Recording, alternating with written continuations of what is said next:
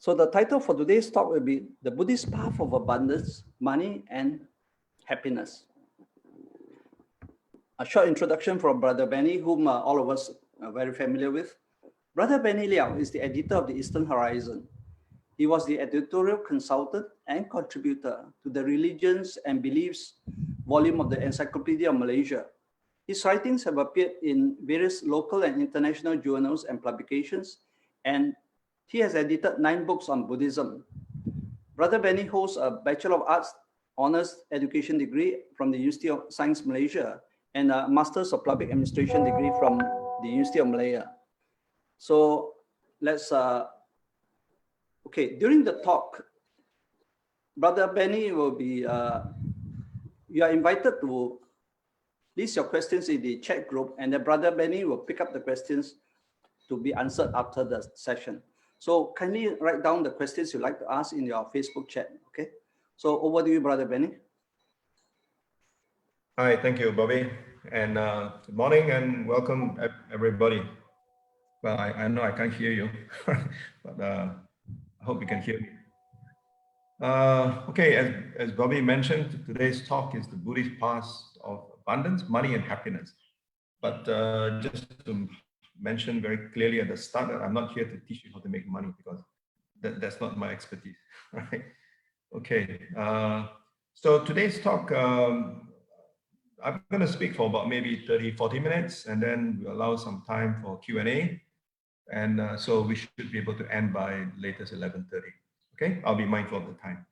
Okay, so maybe we'll, I think Bobby has some of my slides, or is it? And we'll have the first slide, maybe. Okay, the next one.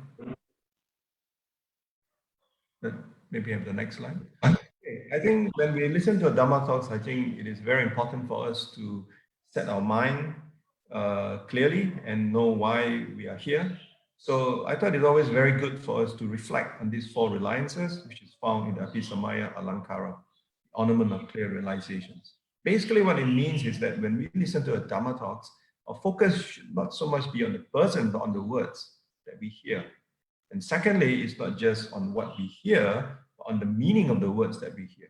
So I think the meaning of the words is very important. Thirdly, we should not rely just on the provisional meaning, but on the definitive meaning of the word.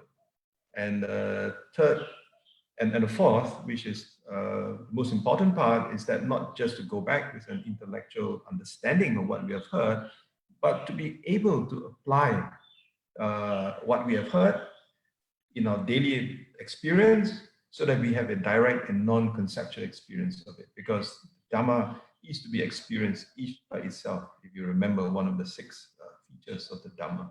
Okay, so with that, I hope we will set our mind with the right frame and try to reflect on some of the thoughts that I would like to share in this next 30 or 40 minutes. Okay, you can have the next slide. Now, the slide says it's money evil, but I thought before that, just like to share with you a discourse from the Patakama Sutta, which is found in the Book of Graduate Sayings 4.61. Now, in this discourse, the Patakama Sutta, the Buddha was actually talking to Ananda Pindika. And I think you all know who Ananda Pindika was. He's one of the main benefactors, one of the wealthiest benefactors during the Buddha's time.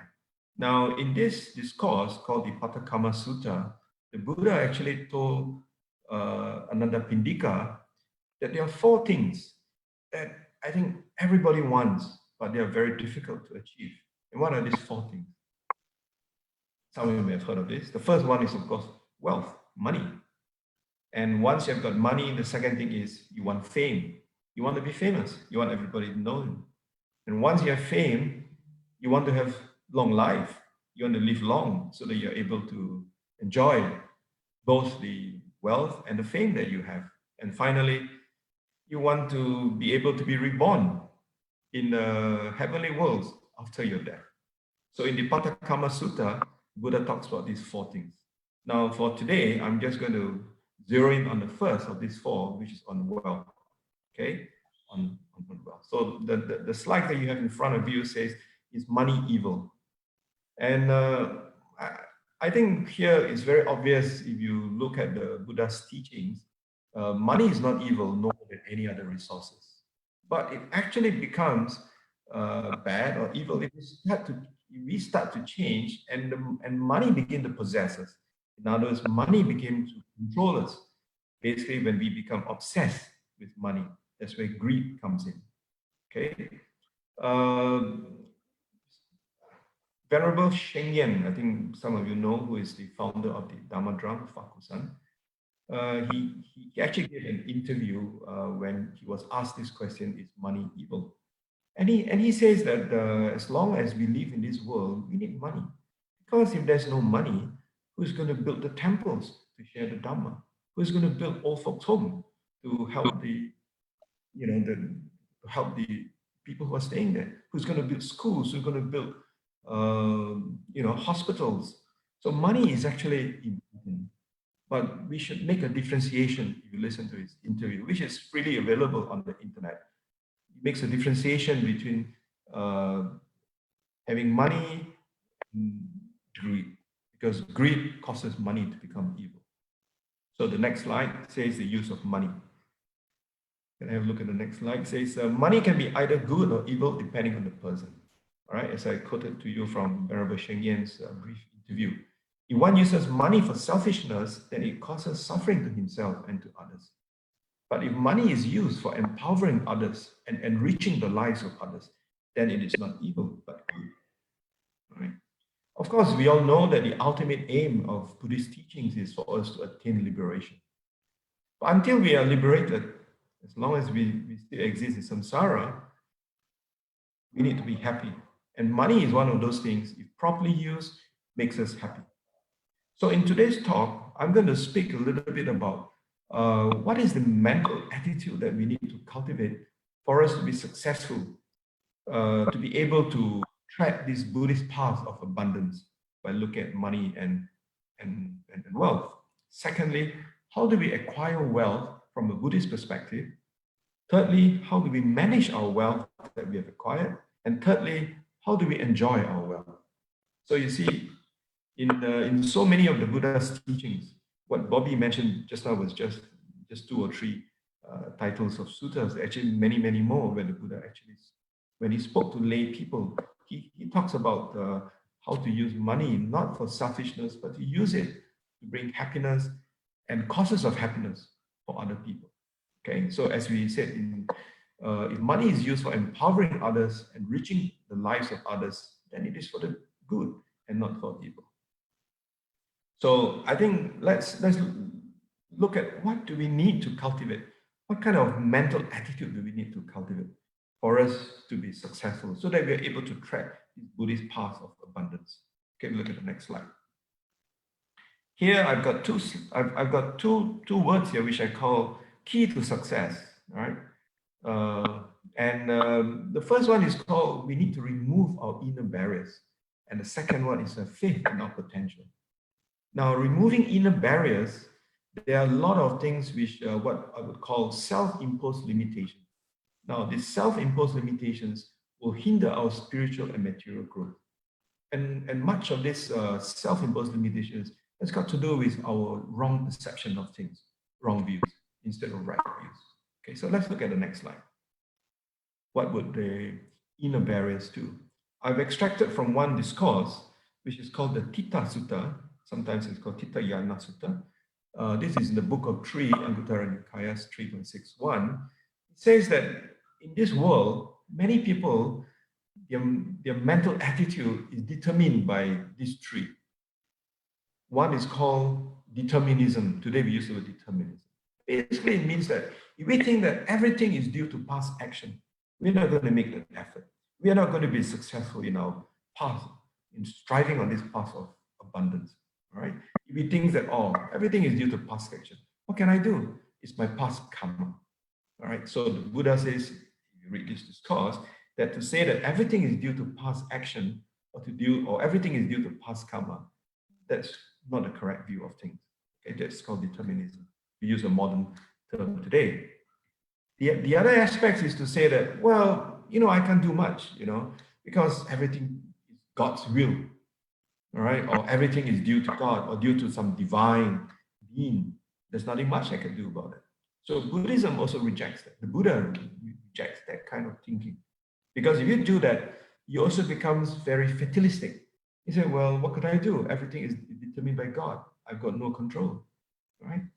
And the third thing, and the third aspect the Buddha says is that when you believe that everything is due to chance, you know, if you believe that, well, you know, if I manage to make money, that's because of chance, that's because I happen to be lucky, not because of my efforts, then that's again not part of the Buddha's teaching.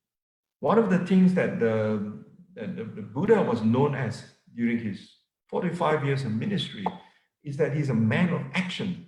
His teaching is based on action, kiriyavada, action. So it's not based on fate. It's not that everything is due to chance. Whatever you achieve is actually due to your hard work, to your striving, to your effort.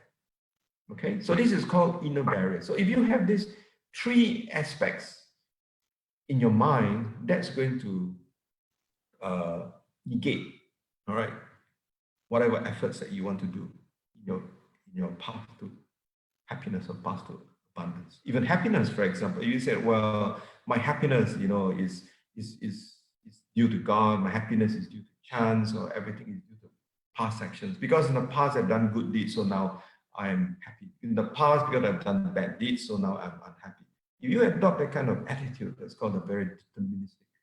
And that's not Buddhist teaching. Basically, yes, we are the result of what we were, but we will be the result of what we will be based on our present action. So the present action is very, very critical for us. So we're going to look at what are the present actions that we need to do. Let me look at the next slide.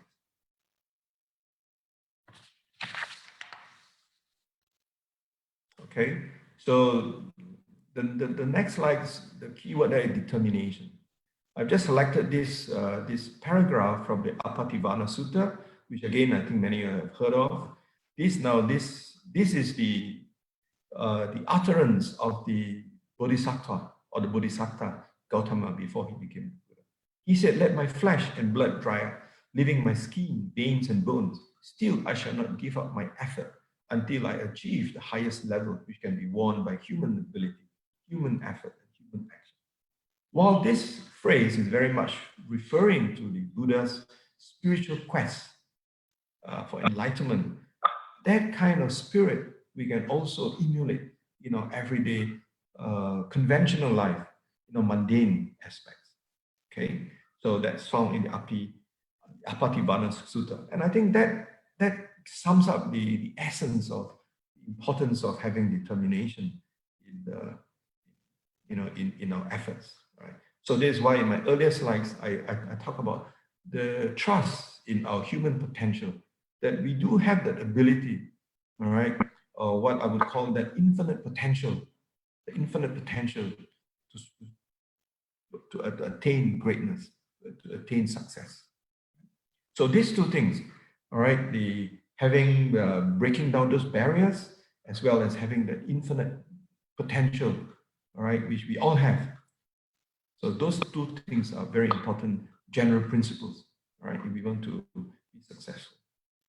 Okay, let's look at something more specific now into what the Buddha mentioned in some of the discourses, which I've taken from the Pali Canon about the qualities for success. So look at the next slide, where in the Dikajanu Sutta, okay, we could have a look at them. It's called Qualities for Success. And the Buddha said that there are 4 qualities that lead to a layman's happiness and well-being in this life. Now, this discourse, Dikajanu Sutta, is again like one of those many discourses which the Buddha gave to lay people. Right? Sometimes, if we are new to Buddhism, we get the impression that the Buddha was only interested to give teachings to monks and nuns. All right, but actually, if you study the scriptures, you find that interspersed between many of those teachings which he gave, not just to monks, there were also many that he gave to people. So this is one example. This is called the Dikajanu Sutta. It's actually given to a layman whose name is Dikajanu. Well, that's obviously not his name. I mean, it means long knee. Must be a very tall guy, 6-footer probably. So the Buddha said there are 4 qualities that lead to a lay person's happiness and well-being in this life. So as you can see, the Buddha was referring specifically to a lay person. And what are these 4 things that he said? If you want to be successful, all right? He says the first thing, you need to have consummate initiative. You must have initiative. Secondly, you must be vigilant. Thirdly, you must have admirable friendship. And fourthly, you must live your life in balance or in tune. Now, all these 4 things can be summed up in one word: efforts. So look at the next slide. So if you look at these 4 things again, as efforts, initiative, it means that we must have initiative. We must be diligent and skilled in one's livelihood. And those of you who are familiar with the scriptures, you have heard of the Mangala Sutta, which is the discourse on blessings. In that discourse, the Buddha talks about 38 blessings that one could experience in life. And one of the blessings is that the Buddha says we should be well-versed in the arts and sciences. Basically, it means one should be skilled in one's vocation, whatever one does. So that's the initiative part. So I think initiative is a very important part. We need to be diligent and skilled in whatever you do. All right. Like now, you know, with this COVID-19 virus, many people have either lost their jobs or they find that their jobs have been downsized. So it's a good time for us to upskill, to cultivate new skills. All right. So that whatever happened to the situation that we still have the right skills. Right. So that before you can do that, it calls for initiative. Now the other one is vigilance. Now here, if you look at the discourse, it actually talks about once a person has accumulated wealth, what is important is one must protect that wealth. And one must protect it from both theft and disaster. All right. Now, I think you know how to keep your wealth from theft. Well, maybe you keep it in the bank, perhaps. And how do you keep your theft from disaster? Maybe you buy life insurance, or not life insurance, sorry. You buy general insurance. Okay. Right. So vigilance, you protect your wealth from theft and disaster. Thirdly, the Buddha talks about friendship. Now, in another discourse which I will make reference to is called the Sigalovada Sutta. The Buddha talks about the importance of having noble and kind-hearted friends. Friends who will not squander your money. So here again, the Buddha has made reference to money that one has earned. So when one has earned money, the friends that we mix with, people that we associate with, are so important. All right, because they could be the causes that causes us to actually lose our hard-earned wealth. And the fourth thing the Buddha talks about effort is that right living, occupation that does not harm others. Now, there's another discourse which the Buddha gave. If you're interested, you look at it. The Buddha gave this discourse in the Book of Gradual Sayings, Book of 5, Sutta 177, if I'm not mistaken. It's called the Vanija Sutta. In the Vanija Sutta, the Buddha talks about occupations that one should try to avoid. One should avoid, for example, occupation that deals with weapons, that deal with human beings, trading in human beings, like white slavery, for example, or occupations that deal with killing of animals, occupation that deals with intoxicants, and occupation that deals with poison. Right? So there are 5 things in the Vanijas. Now, if you look at this, it is actually related to the 5 precepts that I think Bobby was actually taking us through to observe early on this morning. So they are actually all related to the 5 precepts: to avoid from harming other living beings, to avoid from taking things which does not belong to us, to avoid from sexual misconduct, speaking false truths, and intoxicant and drugs that cloud the mind. So the Vanija Sutta, which is related to right living, actually has got a lot to do with the 5 precepts. So as Buddhists, we observe the 5 precepts. So then we try to ensure that our occupation is not related to five precepts. Is related, is very much in line with what is called the five precepts. Okay. Now, keyword here from right efforts is the word which was early on used was diligence. Okay. And I also found that in another discourse, which is found in the next slide, called the Kalyana Mita Sutta, the Buddha actually advised King Pasenadi. If you look at the next slide. Now, King Pasenadi, as you know, was during the Buddha's time, the Buddha not only talks to monks and nuns, he also talks to lay people, he talks to very ordinary people, but he also talked to kings. And two of the most famous kings were King Pasenadi and King Bimbisara, right? But again, he also talked to Abhaya Raja Kumara, for example. Right? So he talks to many of these royalties, so to speak. And in this discourse, when he talks to the king, he was talking about for one who desires lofty riches, following in succession, wise praise diligence in doing deeds of merit. So as you can see here, the Buddha was not telling King Pasenadi that, look, you should give up all your riches. You should forego all your wealth. You should empty your bank account. Well, maybe during Pasenadi's time, banks, but basically it means that, you just give up all your money. But that's not what the Buddha told King Pasenadi. What the Buddha told King Pasenadi was, if you desire lofty riches, if you desire abundant wealth, following in succession, in other words, you want to have wealth, one after, and in succession, that you don't lose your wealth, what should you do? Buddha says the wise praise diligence. So you must be diligent if you want to have lofty riches. And the key word there, the next word is doing deeds of merit, which we'll come to in a later part. So it is said that it's our deeds of merit from the past that actually allows us to have a lot of wealth in this life.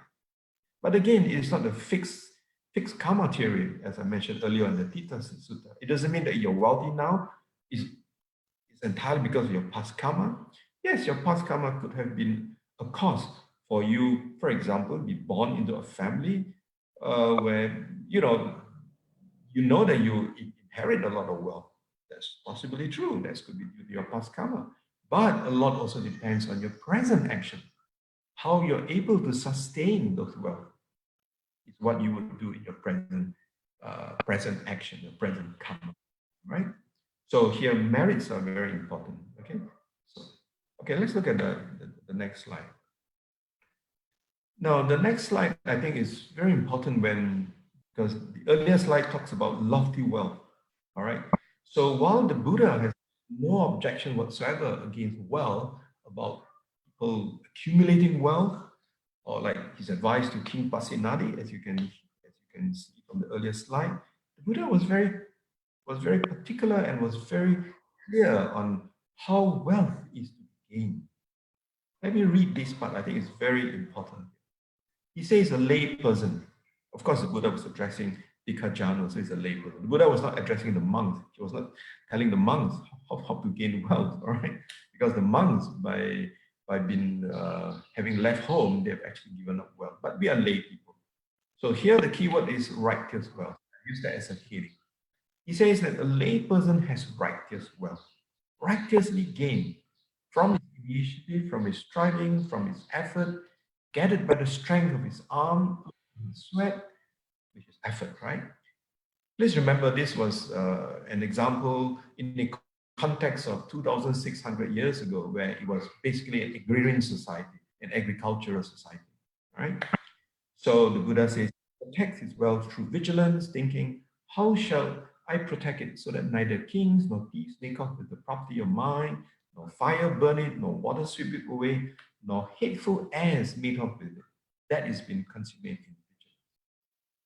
Okay, so the key word that I want to emphasize is that righteous wealth. Okay, so if you earn your wealth through, through unrighteous means, what is unrighteous means? Depending on where you are, if you are a very powerful person in the company, you can do a lot of creative accounting in the company, and the company of wealth, and And instead of paid 6 month bonus, somehow made it such a way that you end up getting 60 months of bonus. All right, been very innovative. All right, so that's not the righteous way. And if you are in government, it's through corrupt means. You plundered the nation's coffers. Instead of earning money the right way, instead of just depending on your salaries or on your allowances, all right, and you claim that, oh, this is this billions of dollars that I get is because some nice gentleman from another country has decided to give me a donation, right? So, but it all boils down to corruption. So that is not righteous wealth, right? So it's not righteously gained, and that kind of initiative is not a wholesome initiative, all right? So that's a very important part of it. So the key word here is righteous wealth. So let's look at the next one. Okay, next slide. Now, the Buddha also talks about balanced livelihood. Now, assuming that the wealth that you earn is righteous, all right, through your hard work, through sincere work, and he says that when a layperson knows the income and outflow of his wealth maintains a livelihood in tune, is not a spendthrift or a penny pincher, thinking, thus will my income exceed my outflow, and my outflow will not exceed my income. This is called maintaining one's livelihood. So what this means is that we should know what is the balance in our livelihood. All right, not to be a spendthrift. All right, just because we are wealthy, just because we have money, maybe it's too much. If we spend our money, our wealth in buying a fleet of 10 cars for a home. All right, do we need 10 cars? All right, even if there are only 4 persons at a home, the most we need 4 cars. Why do we need 10 cars? Yes, we have a lot of money.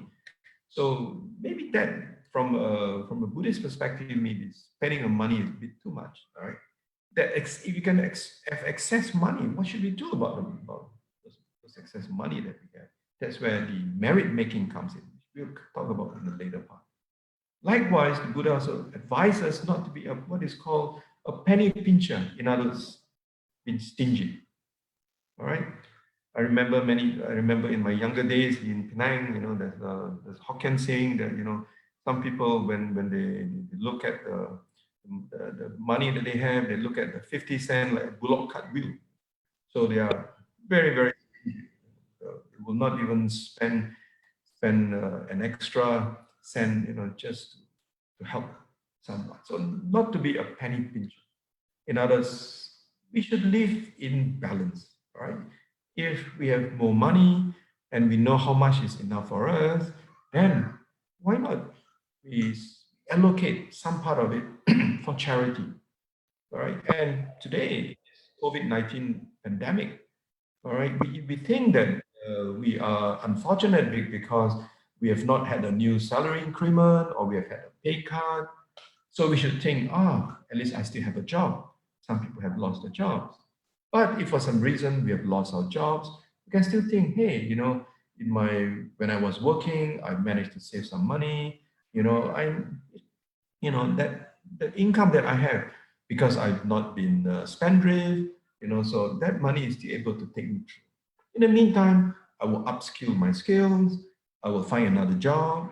I'll still be able to survive. So we can always look at things in a very positive manner, all right, rather than say why. Okay. So here, living in balance, I think is a very important part for us to understand, for us to realize. So this is called maintaining one's livelihood. Okay. We can look at the next slides. Now, you see, the Buddha also gave us some basic advice, like once you have got wealth, again, the qualifying term is wealth that is righteously gained. Once you have gained your wealth through proper means, through legal means, right, and through moral means, Now, these two words, legal means and moral means. So we got to make sure that our jobs that we do is both legal and moral. All right. Okay. Now it says there are 4 drains on one's wealth: debauchery in sex, debauchery in drink, debauchery in gambling, and evil friendship, evil companionship, and evil camaraderie. Debauchery in sex. Now, as lay people, as you remember in this morning's, you recite the 5 precepts. The 3rd precept is to abstain from sexual misconduct, not to abstain from not to abstain from sex altogether. All right, you're married. Okay, so it's debauchery in sex. In others, a person is obsessed in sex. In others, a person maybe is not contented with one's partner, is not faithful to one's partner, but instead, one's frequent prostitutions, maybe pornography. That's debauchery in sex. So if that is part of our obsession, that is one of the drains on one's wealth. That's what the Buddha mentioned in the Dikajana. So you see, the Buddha gave fairly detailed advice to Dikajana. The second is debauchery in drink. Here, drink doesn't mean, drinking too much water or drinking tea, right? It means alcohol, all right? So one's debauchery in drink. Now, of course, in the 5th precept, the Buddha actually tells us that we should avoid, all right? As far as we possibly, we should avoid. We should keep away from the 5th precept. We should observe the 5th precept. We should observe the 5th precept. We should keep away from drugs and intoxicating drinks, okay? The 3rd one is to debauchery in gambling. So we spend our time gambling. So that is again another drain on one's wealth. A cause for one to lose one's wealth. And the 4th one is evil friendship, or when we have bad companions, when we have friends who are only interested in us because we have money.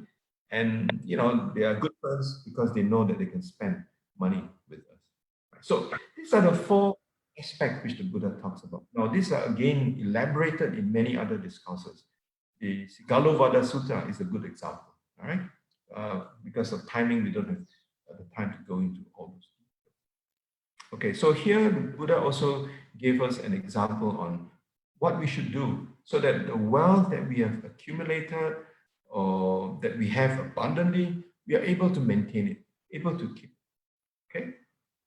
The next slide talks about causes of downfall. Now, this is from another discourse. It's called the Parabhava Sutta in the Sutta Nipata. So as you can see, there are many discourses, and what I've shown you again is not exhaustive. All right. And here the Buddha talks about causes of downfall. And the first thing he talks about is wealth. Again, the Buddha was not against wealth. He was saying that to have much wealth and ample gold and food, but to enjoy it alone. In other words, if you are a penny pincher, as was mentioned early on, you have a lot of wealth. Well, I suppose in Buddha's time, gold represents the money that we have today. And you have food, but you don't share it with others. You only enjoy it yourself. All right. In others, you are very stingy, penny pincher. So that also is a cause of one's downfall. Okay. And of course, Buddha talks about 2 or 3 other points. Not Parabhava Sutta. There are actually many other pointers here. Buddha talks about downfall. In fact, the Parabhava Sutta is a kind of a flip side of the Mangala Sutta. If you read the Mangala Sutta, it tells you about what are the causes of one's success, one's path to abundance, one's blessings. All right. So you do all those things mentioned, recommended, or advised by the Buddha in the Mangala Sutta. At the same time, the Buddha also gave us guidelines on what we need to be careful. And this is found in the Parabhava Sutta, causes of downfall. Okay.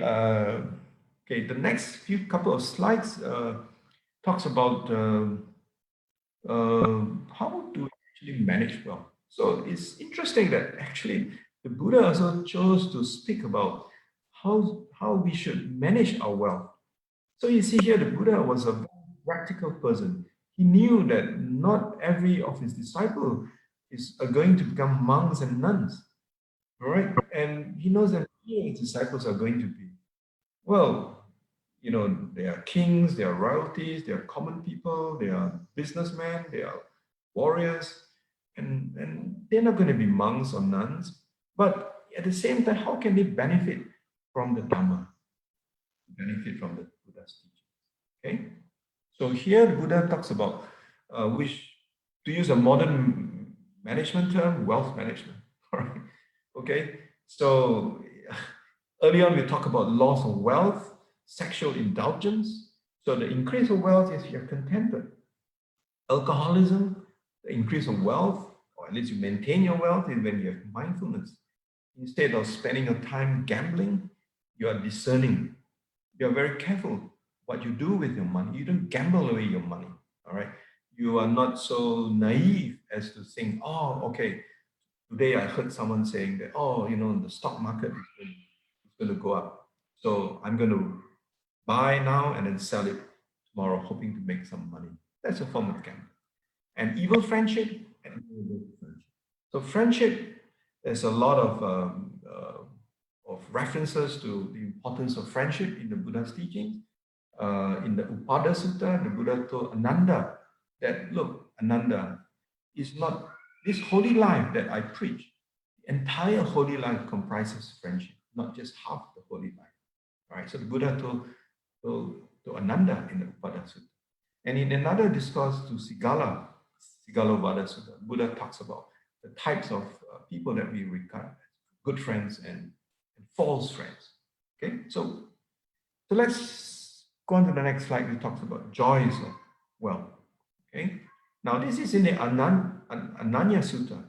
So I'm trying to get different just to extract. And if you later on, I believe Pierre will be able to share the slide with you if you're interested. So I hope you would then zero in on each of these suttas that I've mentioned at the end of each slide. Then you can read the details, because 30 or 40 minutes is just not possible to go into details. Now, in the Ananya Sutta, the Buddha talks about the joys of wealth. So here again, it talks about once you have wealth, you can be happy. There is happiness in wealth. So you can actually have happiness in wealth. All right. So it's not true that now that you have studied Buddhism, that you now have to be poor.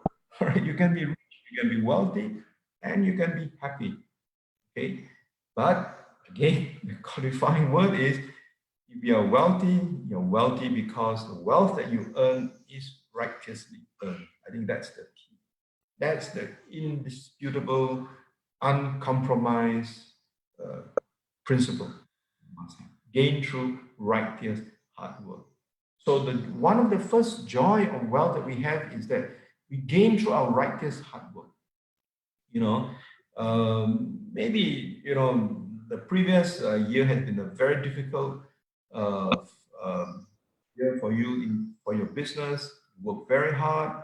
You went to see many more customers than you would have normally done. Work very hard in coming up with a new product. And you make sure that the product was of good quality, was of great quality. And at the end of the 12 months, the boss realized that, hey, you've done a great job, instead of getting 6 months bonus, you should be getting 1 year's worth of bonus. So you own that wealth and you gain it through righteous hard work. You should be happy. You should be joyful. You should not say, oh, why should I have so much wealth? Wealth is not good for me. It's good for you. All right. Then what do you do with it? The next one, you enjoy. First of all, you must enjoy that wealth. Be happy. And how do you enjoy the wealth? How do you enjoy your wealth? Okay. You share it with others. Right. In fact, in another, we will come to towards the end. You share it not just with your immediate family. You share it with friends, maybe with your relatives. You see, in the Buddhism, we always say charity starts at home. So just like wealth, you yourself must be hardworking. You must protect yourself. All right, you protect yourself. You hard work that you do, protect the business that you have. Then you are very successful. All right. If you're not successful, you don't have money, how are you going to share with other people? So you have to start with yourself. Once you protect yourself, you protect others. All right. I think I shared this with Sunday talk. I quoted the Siddhaka Sutta, where the Buddha told Siddhaka, like in the story of the two acrobats, you cannot protect another person if you can't even protect yourself. So you have to protect your own wealth first. You must be able to generate your own wealth. Then once you generate your own wealth, you enjoy it. Then you enjoy it and you share it. So it's very important for us always to enjoy our wealth and share it with others.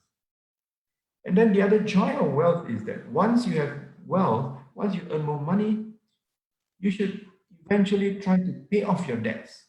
You see, even during the Buddha's times, I'm not sure if they have got banks during the Buddha's time, but definitely they were loans. Maybe they had loan sharks too, right? In those days, the sharks much more fierce than today, right? So you try to be debt free, as you get older, all right, when you have more money, you're able to pay off more and more of your debt.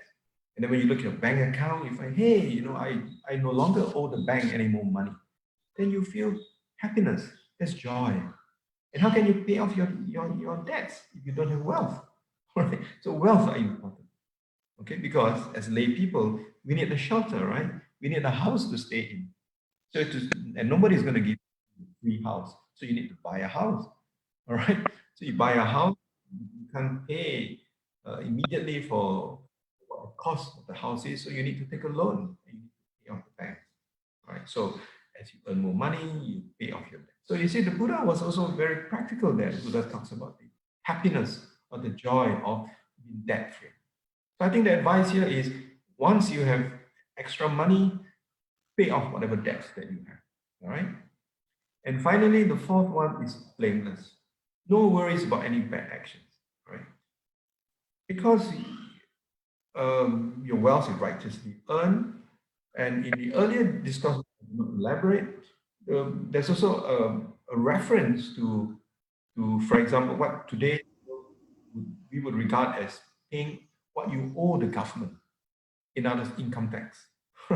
So you don't have to worry that the income tax is going to send you a note and say, hey, look, you have not paid your money, paid your income tax for the past 3 years, or you've not paid enough of your income tax. So you are not worried. And it's blameless. All right. So I feel very happy, for example, just yesterday morning when I woke up, I saw on my iPhone, there's a note from income tax. Hey, it says, thank you for your submitting your income tax, your excess payment of tax. We're happy to refund you the money. So, hey, so I tell myself, that's great. I have no worries. I don't owe income tax anymore money. All right. Okay. So blameless. All right. So there's happiness in wealth. So always remember this. Okay. Ownership, joy, share the wealth with others, be debt free, and then blameless. Okay, let's look at the next slide, which is about joys of wealth. So I just do a quick summary here. So what I'm saying is that there's nothing wrong with owning a house, as you can provide for our family, parents, and relatives. I mentioned this paragraph because wealth, when we talk about wealth, we're talking about both liquid assets and non-liquid assets, right? So liquid assets would be our cash, all right? The non-liquid assets would be our house, our equipment. So we need that. We need to survive. And we need to provide that to our families. Maybe we will need to provide that to our parents, okay? So for us to be truly happy, we should work towards paying off our debts. So what is abundant happiness? It's when we enjoy our wealth because of our blameless actions in acquiring it, okay? Let's look at the last few couple of slides. Now, I've quoted this from the Sigalovada Sutta, which is in the Book of Long Sayings. And here, the Buddha says that I think this is Maurice Walsh translation, right? He divides his wealth into four parts, all right? One part he should enjoy. With two, in other words, two parts, he invests in his work. He generates investments, or he invests in business, right? And the fourth part, you should save should there be any misfortune. Right? So I in the form of a chart here. You go to the next slide. So basically, we look at it into three parts here. We talk about 50% investments, personal use, and savings. Now, obviously, we don't have to follow that percentage. That's just to give you a rough guide of how much that whatever we earn, we must use it to spend. If whatever we earn, we don't spend it, we hoard it. That is like penny pincher. Because so we must be able to spend it. Who do we spend it on? We spend it on ourselves, we spend it with our relatives, we spend it on our friends. But we must also save money. We must also save it for a rainy day. Okay? And then we must also save part of it in investments. Right? So the Buddha it's not against any form of investments. But we should not be foolhardy. All right? We should not gamble our investment. Right? Okay, the details you can read in the Sikallovada Sutta. So I've given you that quote so that you're able to to look at it. There's another discourse which the Buddha gave. It's called the Adiya Sutta. Now, this is in the book of Fa, Sutta 41 in the book of gradual sayings. Besides being happy about having joy, as mentioned, the joy of happiness, the joy of wealth, Buddha says actually there's also benefits once you have joy, or once you have. So you not only become happy once you are wealthy, there are also benefits in being wealthy. And what is this benefit? Actually similar, right? In some ways they're similar. The first thing he says is that you have financial independence. Okay? Now, we all live in samsara. In samsara is not perfect, right? And in samsara, money is necessary. Okay? Money is not the end of everything. Money is a means for us to survive in samsara. And to survive, we need financial independence. So if you have wealth, it allows you some form of financial independence so that you don't have to go around begging people for money or for food. Okay? Imagine if you don't have financial independence, you have to worry about the 2 meals or the 3 meals every day. Do you think you will have time to go for listen to a Dhamma talk? Will you have time to go to Facebook Live and listen to what I'm talking about? Or listen to Achan Brahmali or Achan Gavesi subsequently? You will not, because you'll be busy thinking about how I'm going to earn my next meal. All right? So the benefit of wealth is that you have financial independence. Again, financial independence is not an end in itself, because with financial independence, it allows you that peace of mind, that comfort to go and, for example, to learn the Dhamma, to attend a Dhamma talk, or to go for a retreat. The second one, the benefits of wealth is that it allows you to benefit your friends and relatives. You're able to benefit friends. You're able to benefit your relatives. Okay. Of course, in the earlier discourses, it talks even about your relatives, about benefiting, sharing the wealth that you have with your relatives, friends, and so the key word here is dana. I think Bobby earlier on mentioned about dana. So there are many discourses the Buddha talks about dana, about the giving. Okay. Now the third one is protection against misfortunes. All right.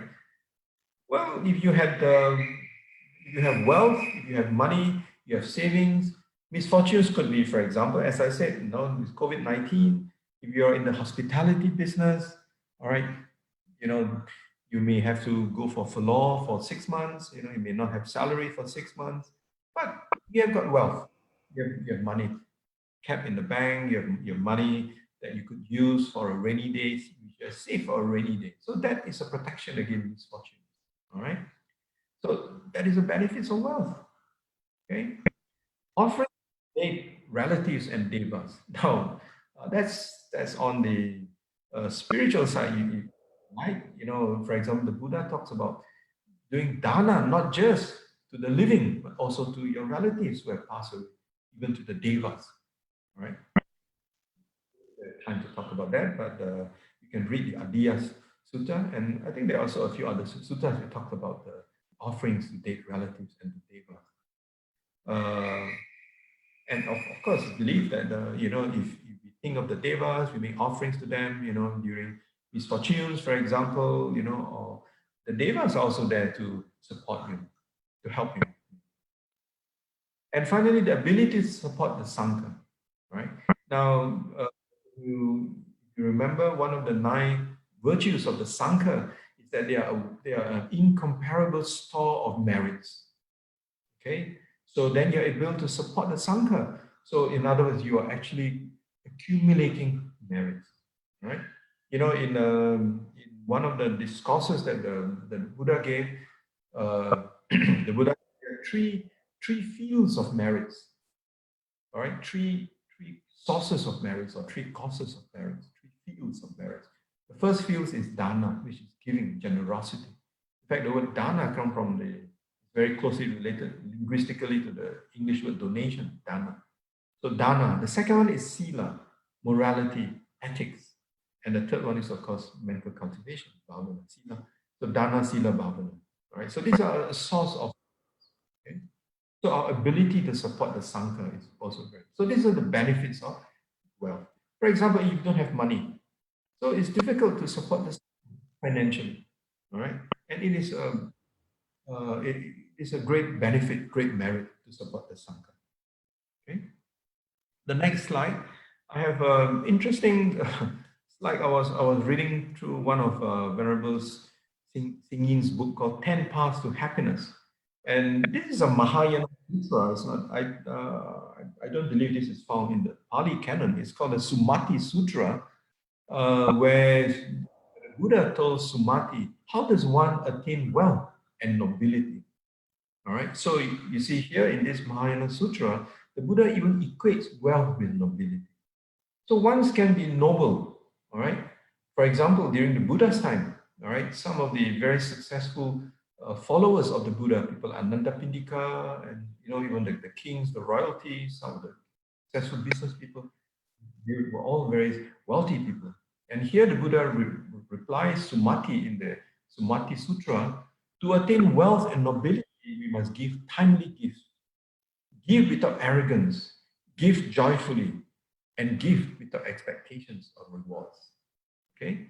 So if you read the Pali Canon, you find the same message spread out throughout the Pali Canon. Okay? So I thought this is a wonderful teaching that you find not only in the Pali Canon, but also in the Mahayana tradition, the importance of wealth and nobility.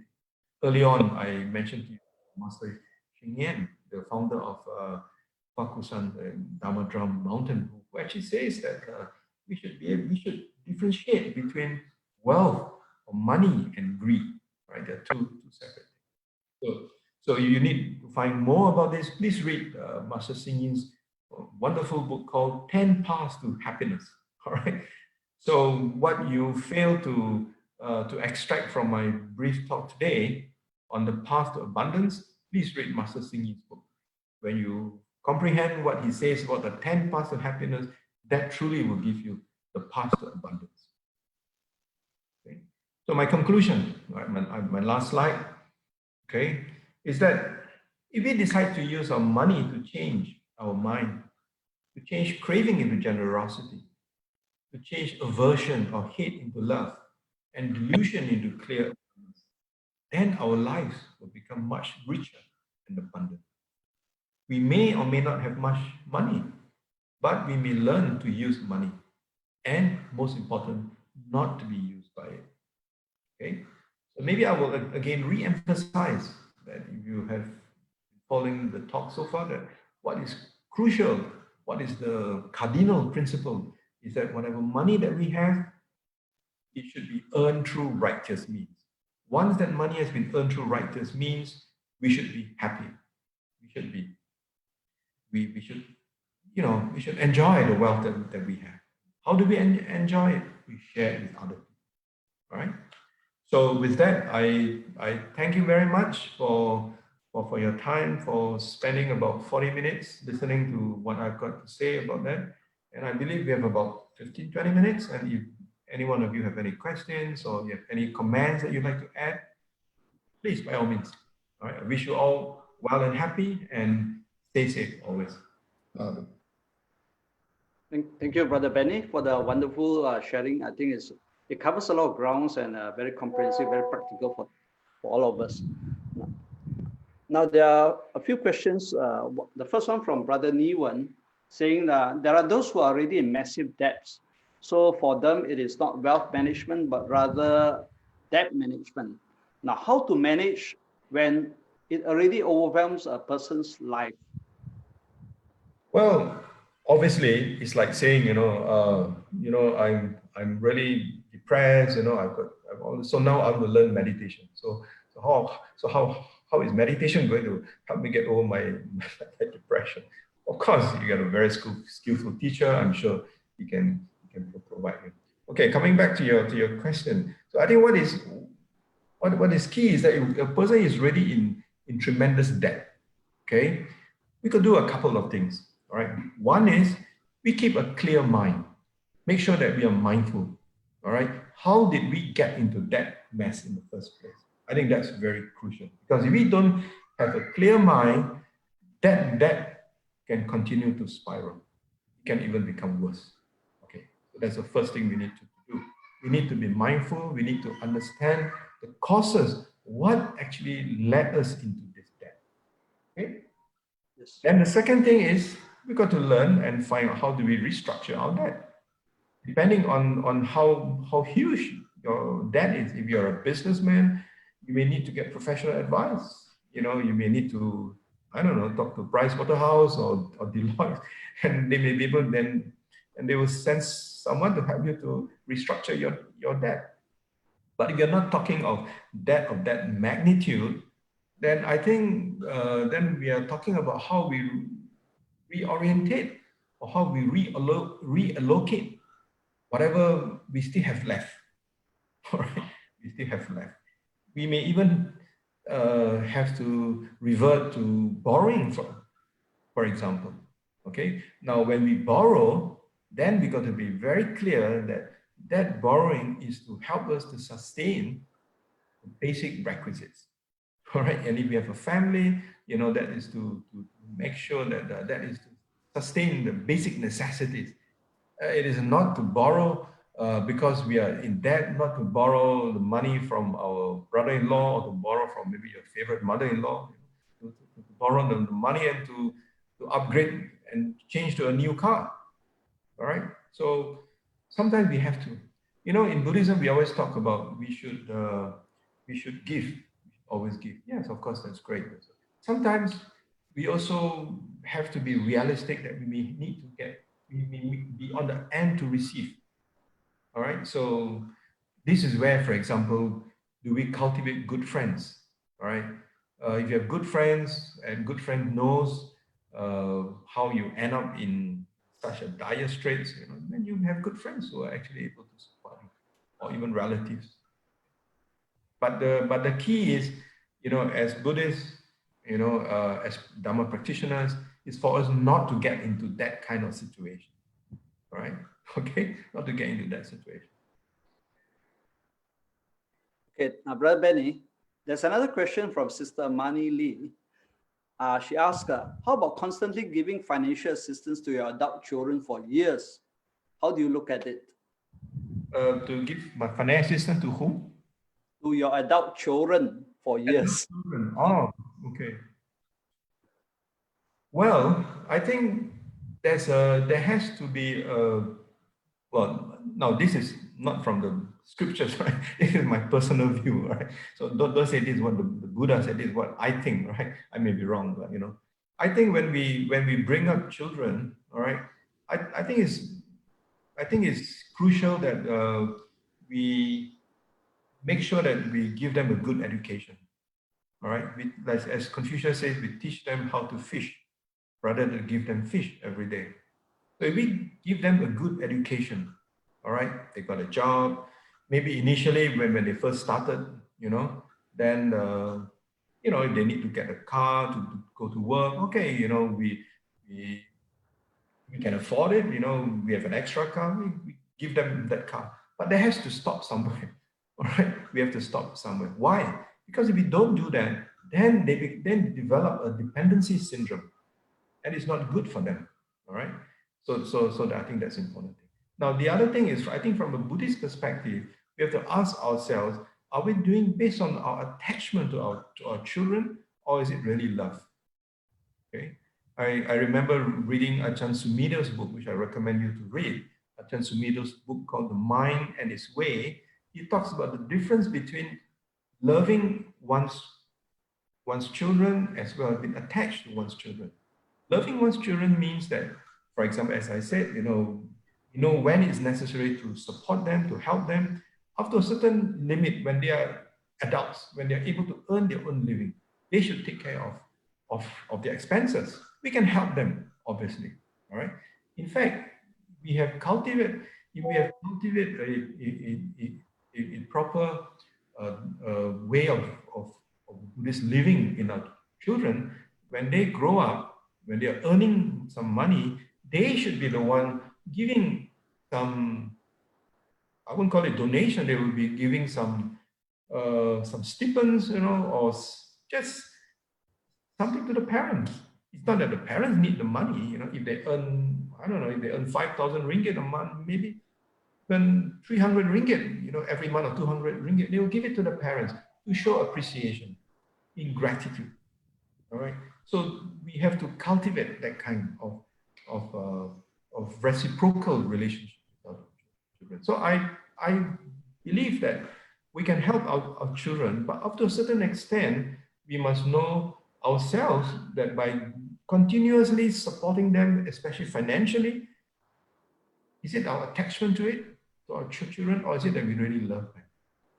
Okay. Anyway, if we have so much money, they're young, they should be hardworking, they should earn a lot of money, in the proper way. When you die, okay, you do a proper will, the money is going to go to your children.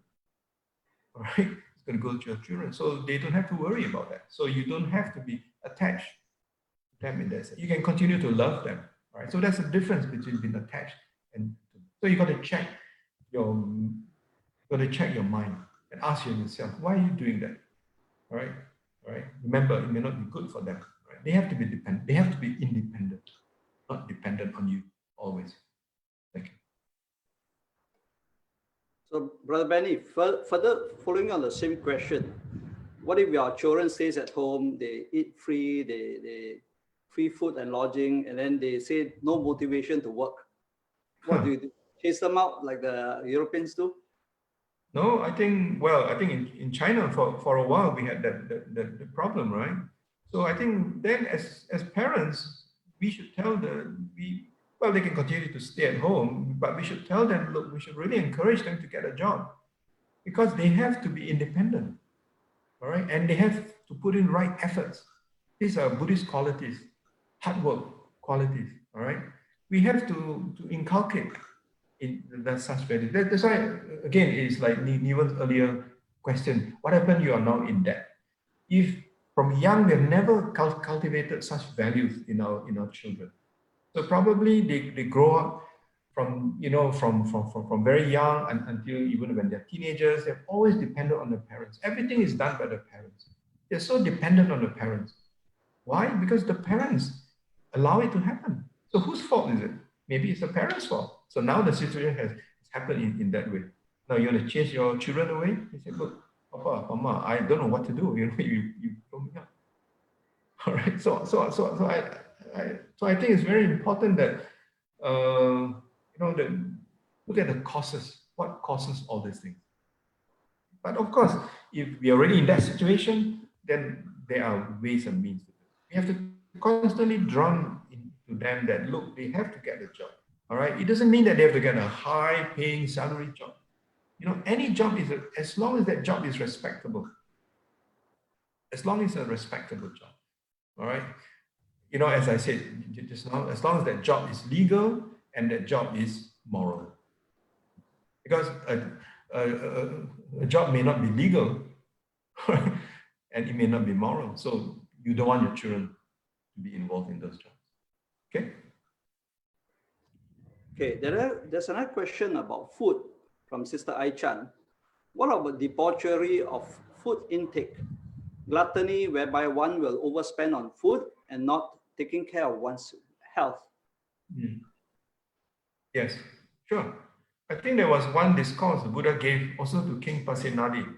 Can't remember the name of the discourse, where the Buddha told King Pasenadi that that that that that for you to be healthy, all right, health, for example, I think from that you get the saying the highest, uh, the highest happiness is health. So in other words, for you to be healthy, you got to have moderation in food. So if you look at, for example, the monastics, right? In the Theravada tradition, they take one meal a day, or take one meal at breakfast and then one meal just before lunch. All right. So basically, that one is to tell us the importance of moderation. Okay? So I think there's no doubt that moderation in food is obviously the aspects for us to be healthy, right? Okay, thank you, Benny. There's another question from Brother Zheng Xianyu on how do I explain to a baby boomer generation who saves all his life and becomes very stingy to himself to the extent that he wants to reuse disposable masks during this COVID-19 period. Very stingy. Could you repeat the question so that I don't miss what you're saying? Okay. How do I explain to a baby boomer generation who Baby saved boomer, all right? his lives Yeah. and becomes very stingy to himself? So this person is very stingy. So even his face mask, he will use and reuse and reuse. Is it? Yeah. Is that the question? Yes. Yes. Well, I think it not only applies to baby boomers who are stingy, right? Many people thought that they can reuse and reuse. I'm not sure about whether you can how many times you can reuse your mask. I've also been told by a doctor that if you sun it, if you sun your mask, you can actually use it. But there's somebody who told me that you got to change it every 6 hours. So I don't have the right advice to give. But on the aspects of being stingy, then I think what we could say to this person is that, look, why are you putting on that mask? You put on that mask not just for your own safety, but also so that you do not infect another person in case you have a cough or you have a sneeze. So that is the very main purpose. And it is a very important Buddhist teachings that we should always be considerate for others. In Buddhism, it talks about we are all interdependent. All right. So we should always be very considerate. So if this baby boomer is also a Buddhist who understands some basic Buddhist teachings, then we can highlight to him or her the importance of why you need to change your mask, right? Not just to protect yourself, but also to protect other people that you come in contact with. Okay, so what is that? How much does it cost? That mask is 1 ringgit 50 cents, right? Unless you buy from the private hospitals, we recently got fined 200,000. Okay, so so I think we have to explain to that person. It's not just a baby boomer who can have that. Maybe that person have a wrong perspective of us.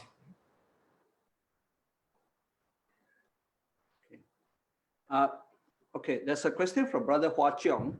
When we pass on later, we will give our children the house we still stay in, which is still under mortgage, and they can claim life insurance monies to pay off the mortgage. What is your view, Brother Benny, that as parents, we cannot give a debt-free house to our children? Well, I think as parents, we can only do the level best. We all have our limits, right? So the most important thing is we do to our level best what we can do to help our children. Okay, we have a responsibility to our children when we bring them to this world, in this samsaric world, because education is important. So we need to give them a good education. All right. So it depends on our ability. For example, some people say, oh, I must give my children an overseas education. But if you don't have that financial capacity to give your children an overseas education, 4 years or 5 years in an overseas university, then the next thing you look at is, can I give him a twinning? If you cannot even afford the twinning, then he has no choice but maybe go for a 4+0 or 3+0, or even go to a local university. So we need to understand our ability, okay? But we do it with sincerity because we really want to help them, all right? Help our children, because we don't want them to be dependent on us, right? So in the midst of our career, we have enough money to give them education. We also have enough money to buy a house where we provide a shelter for not just ourselves, but also for the children. Now they've grown up, they have enough money, they buy their own house. So that house that we stay, unfortunately, is still under mortgage. Of course, in the Buddhist teaching, we say it's wonderful, we can be debt free, but the reality is sometimes people may not have that capacity to be debt free. Okay, so when we have mortgage, that's where mortgage comes in. So if we pass away, we pass the house to them, it comes with a mortgage. All right, so we have tried our level best. Okay, I think the key is we have put in our level best. Okay. So for those who like the Benny's talk, kindly give your likes to our BGF Facebook. Okay. Okay, there's another question from Brother Blaine Tan. What is your view in the case of an obedient children supporting their own parents' greedy acts, although he or she knows that the parents are at side? The parents are at? It's the written here at side, SIDE. Not sure what's the meaning. Not to. Could you No, repeat that? okay. I think the questioner meant that the parents are all right. It means the parents are financially well off. Oh, the parents are financially well off, and then the children continue to support the parents. Yeah, supporting the parents' greedy acts. Greedy acts. Is it greedy acts? Okay. Well, I'm not sure what are these greedy acts that the parents have. I think as well as a son to my father, I still give my parents money, even though at that age they don't really so much money. But I don't really know what they do with the money, honestly. Right? And I don't give them money because I want them to do something immoral or something greedy. I'm not sure what it's meant by being greedy. So likewise, if my children gives me money, I would think that I would like them to think they're giving me money out of gratitude, out of appreciation, or bringing them up. So to me, it's not the quantum of money that they give me, right? If they give me, when they give me 50 ringgit, I'll be quite happy because then I'll know that that is their capacity to offer me 50. If they can offer me 1,000 ringgit, if I know that that is the capacity, then I will look upon it as gratitude. So as children, when we give money to our parents, basically support them for their old age, because parents have to retire, all right? Once they retire, they have no more income, okay? So as children, so you want to give them money to support their old age. But I'm not sure what is meant by being greedy. So I think the key is whether what they're doing, is it something immoral? They use the money to go and open a prostitution den, and of course, then the child should tell the parents, oh, you should not do that. I think it's also important for the children to advise the parents of what is good. Advising the parents, not scolding them out of anger, but scolding them out of gratitude, out of understanding that what is not good for them, especially in their old age, when they pass away, they want to pass away with good karma, not bad karma. So I think as children, we should then advise our parents. If we know that what our parents are doing is not in accordance with the Dhamma, then we should advise them. In the Anguttara Nikaya, in Kata Anyu Sutta, the Buddha says that the purpose of or the duties of a children, all right? Even if you have to carry your mother on your left shoulder, your father on your right shoulder, this whole universe, right? Many times you still cannot repay the kindness that your parents have given you. Okay, but the only way you can repay the gratitude is when you show them the way of the Dhamma, the way of the truth. All right, the way how they can accumulate good merits, the way how they can live a holy life, they can live a wholesome life, and how they can minimize their greed and anger, all right, and delusion. So I think we have a responsibility as children. Okay, okay, we have maybe one or two more questions. If I told you I'll be mindful of time. Is like slightly past 11:30. Yeah. Yeah, thank you, Benny. I think those are very well answered. And the talk also was very well rounded. Now, Brother Benny, what do you think about people whose sole aim in life is just to earn money, right to the very end? That means the sole purpose of existence is to earn, even right to their dying days. Yeah, I think such people, number one, did not realize that they are born as a human is because of the good karma that they have done in the past, and as a human, they have that ability to actually, perpetuate goodness, as well as they also have the ability to be greedy the whole life. All right. So there are obviously some people who think that making money is the only thing that matters in life. All right. And it is only when such people are faced with some dramatic or some traumatic situation that they see the world in a different perspective. All right. That's why sometimes it is said that, when you are like, if you are in a deva world, when you only know happiness, you never know what is unhappiness.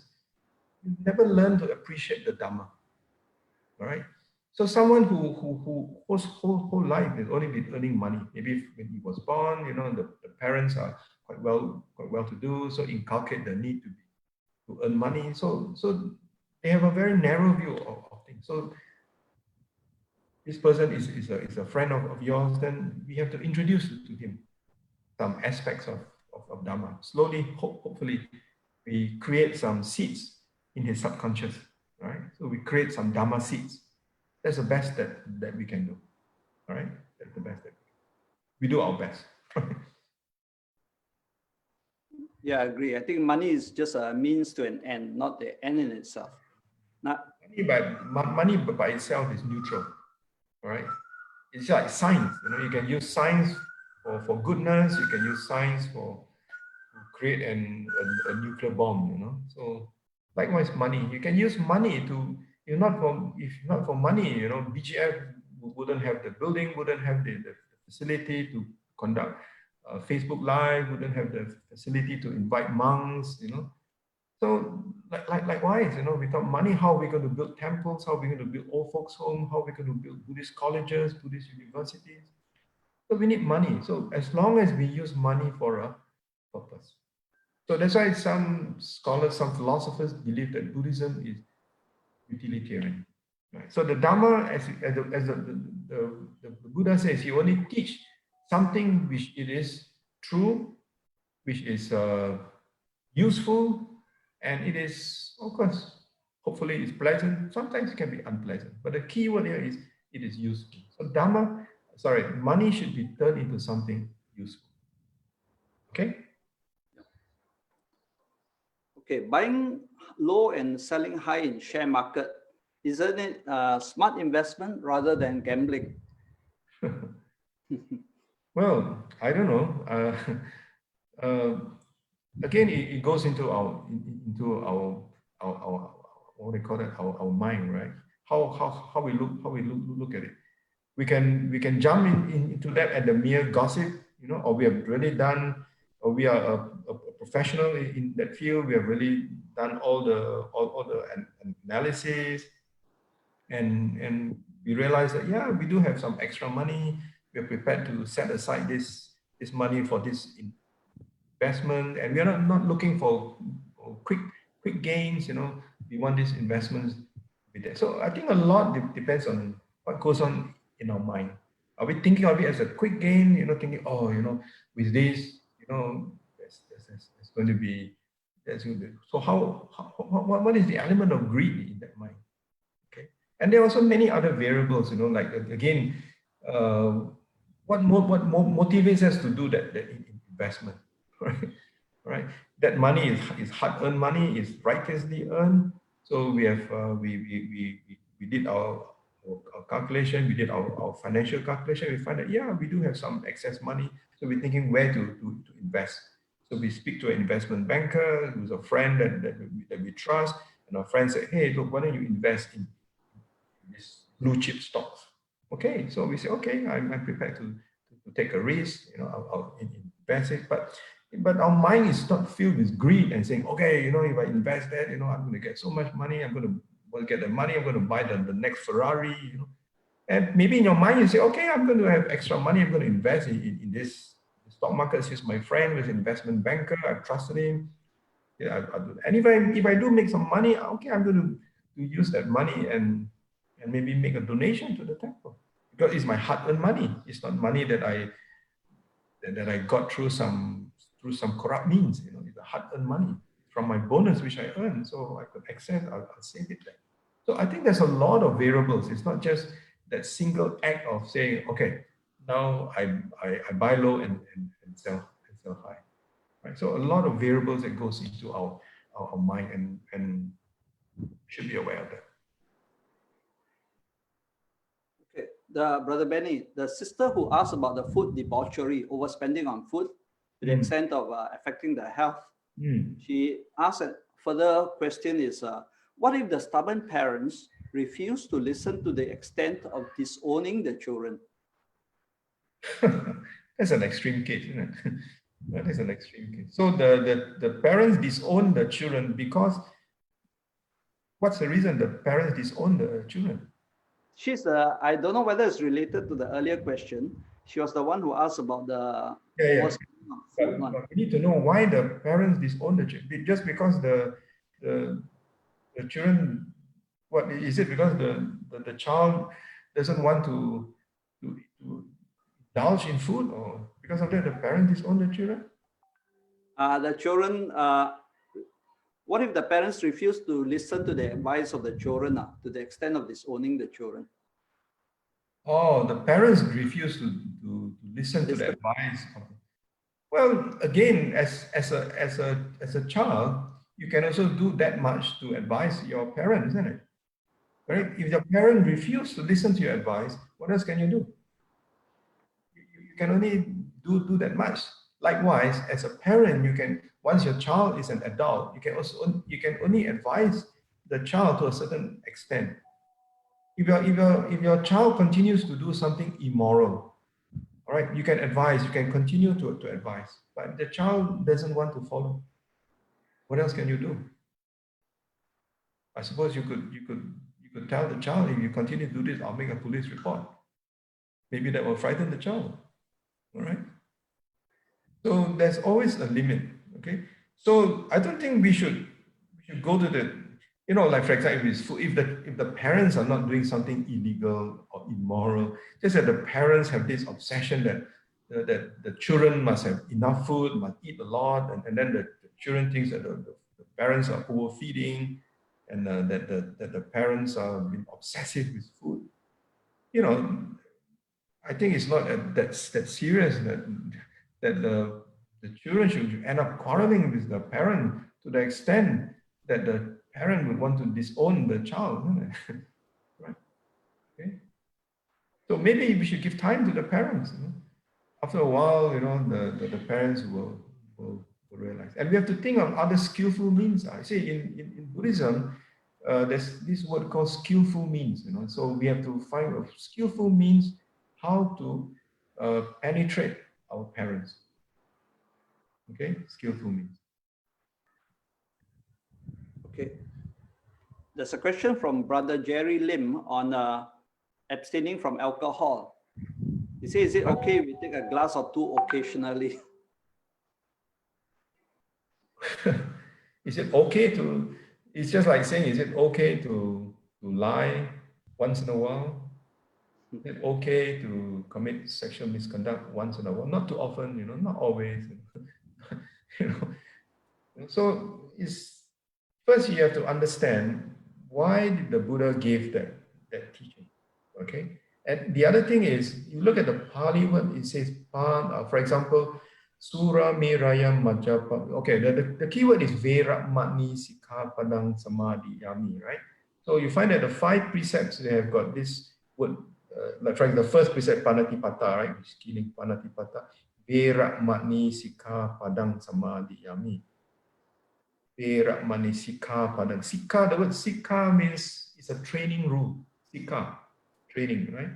So basically what we are saying is that as Buddhists, we undertake this precept to train ourselves to avoid intoxicating drinks and drugs. Okay? We try our level best to avoid. We are not able to, if you are a fervent drinker, when you open your fridge, you only have bottles of Guinness Stout and Anchor beer, or instead of water and milk, then it'll take a while for you to let go. So instead of 3 bottles a day, maybe you start with 1 bottle a day, and from 1 bottle a day, maybe 1 bottle in 3 days, maybe 1 bottle in 1 week. Then slowly you let go.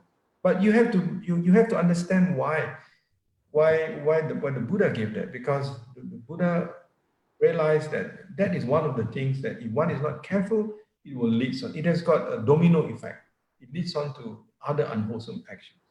So why do we want to start with that? Okay, the Sigalovada Sutta gives quite a fair details about this. So the precepts are not commandments. It did not say thou shalt not drink, thou shalt not kill. It says, I undertake the precept to voluntarily abstain from not taking drugs and intoxicating because of understanding, not because of fear, not because of ignorance, because of understanding, because I know it's not good. Okay? Okay, as another question, the Buddha has advised on using wealth. Is there any advice on the distribution of one's wealth? As there are many cases of families fighting over the wealth from the parents. Well, as I mentioned, I think if you look at the Dikha Jano Sutta, there's one, the Buddha talks about, one maintains one's wealth by ensuring that no thieves and no thieves and no fire and no distrustful heirs run away with it. Remember, there's one part in the Dikha Jano Sutta. So one way of ensuring that is to make sure that we have a proper will.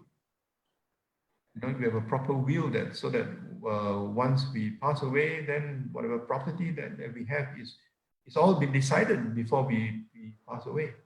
So I think we need to be responsible, okay? Because we don't want to be a cause of suffering for our children after we pass away. And suffering will come in so many ways, because a cause of suffering is we leave behind them property with good intention, but not skillful, not with wisdom. So wisdom is very important, right? We have good intention, we have compassion, we have kindness for a love for our children. So we say when we pass away, we leave them our property. But we don't have wisdom, we don't have the skillful ways how to leave them in such a way that they will not fight over the property. Not that they will fight, but that they will argue over it, and then the argument leads to disagreement leads to conflict. So we settle everything before we pass away. So I think in the modern world today, wills are very important, right? Or nomination, like if you have EPF, your EPF money, not nomination. So we have to take care of this thing. Remember, we're living a conventional lifestyle. All right. So there are a lot of conventions. We cannot say everything is emptiness. So when I die, everything is empty. My property is empty, but it's not empty. You are leaving behind, real properties for the children, and you are not responsible in what you are doing. Then you actually create the causes of suffering for the children, or disagreement and conflict, and we don't want to do that. Okay. Have we run out of questions? Yeah, I think those are all the questions. Okay. Thank you, Benny. Wonderful sharing. I think Welcome. the well-rounded, not just about the wealth, also the factors leading to the acquisition of wealth, and what are the benefits and uses that we can use from them. So thank you, Benny, once again for the wonderful sharing. Thank you. Yeah. So I'd like to announce the next